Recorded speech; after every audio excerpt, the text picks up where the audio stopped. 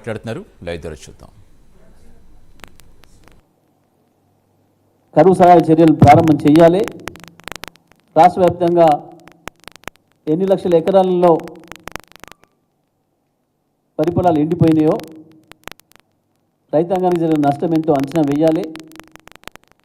ఆ రైతులకు ఎటువంటి ఊరటనిస్తారో, ఏం ధైర్యం ఇస్తారో, ఎటువంటి సబ్సిడీలు ఇస్తారో,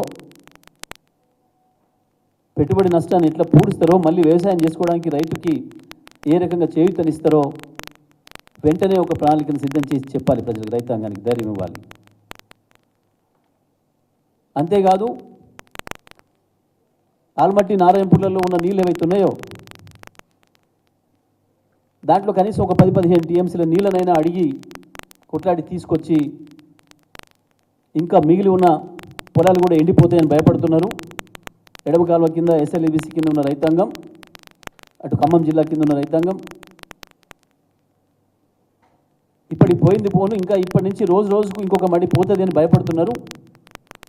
దానైనా బ్రతికించడం కొరకు ప్రయత్నం చేయాలని చెప్పి కూడా నేను డిమాండ్ చేస్తూ ఉన్నాను.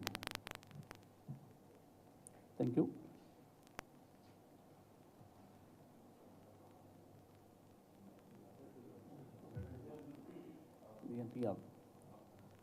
బడి మీకు తెలుసు కదా, కృష్ణారెడ్డి గారు నల్గొండ, ఇటు మల్లేష్ గారు భువనగిరి, భూపాలరెడ్డి గారు. నేను చెప్పడం ఎందుకు, ప్రకటన వచ్చేసింది, అయిపోయి అనౌన్స్ చేసి అయిపోయి. Okay, anything right. ధన్యవాదాలు.